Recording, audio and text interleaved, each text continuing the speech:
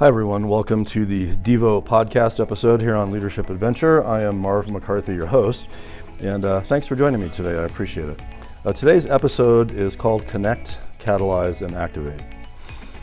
Now you may remember that a while back I shared my Unleash God's Dream story with you and how the Lord used that to lead me to my current life assignment. So as a reminder for today, my assignment is this: to connect, catalyze, and activate leaders of leaders for maximum kingdom impact.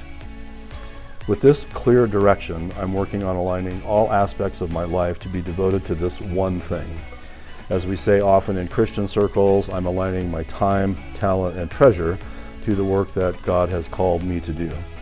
So today what I wanted to do is unpack my assignment a little more with you and share a few thoughts with you about what it means to me.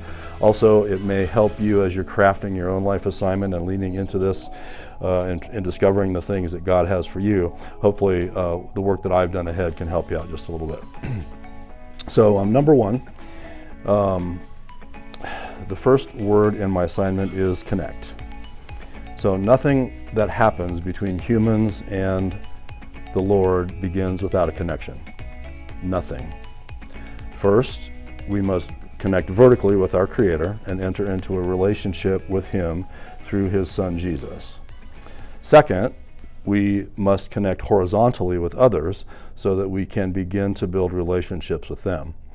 Once we begin to build these connections, we begin to establish platforms of trust from which we can speak into each other's lives.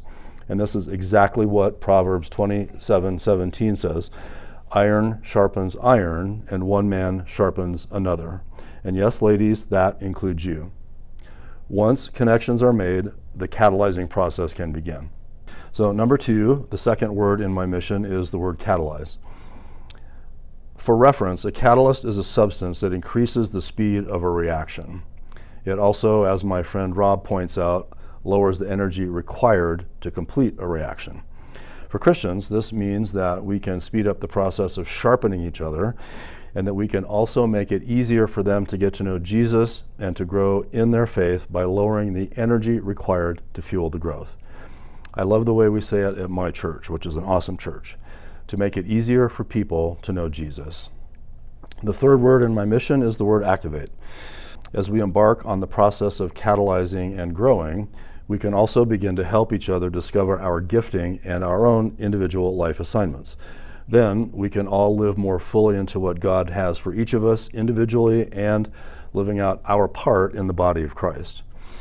All of these steps at some point involve being salt and light to those around us, since a big part of our general life assignment from Jesus or commission from the Lord involves sharing with Him those who don't yet know Him. So as we wrap up today, I'd like to share a few thoughts with you on that. First, let's review Matthew 5:13 through 16. You are the salt of the earth, but if salt has lost its taste, how shall its saltiness be restored? It is no longer good for anything except to be thrown out and trampled under people's feet. You are the light of the world.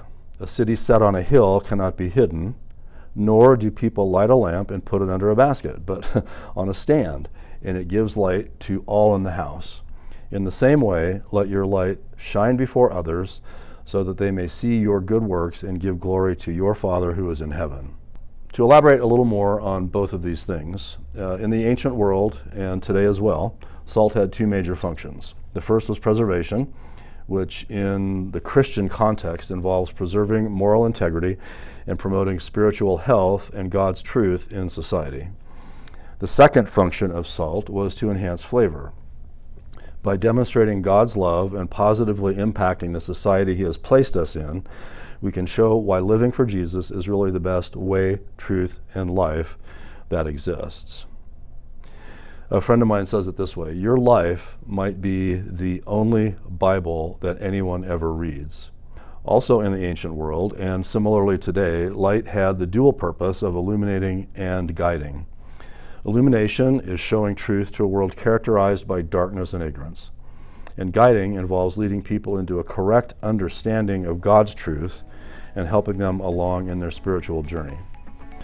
To wrap up then for today, when we as believers embrace the connect, catalyze, and activate process, we can more effectively understand and live out our individual life assignments.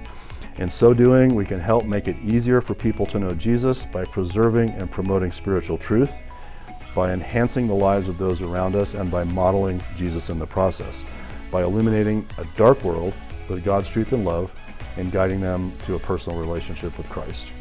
Quite a privilege, wouldn't you say? I think so. My prayer for each of us is that we will lean into what God has for us with all of our heart, mind, soul, body, and strength. That's all for today. Thank you so much for listening. I hope you have a great week, and I will see you next time.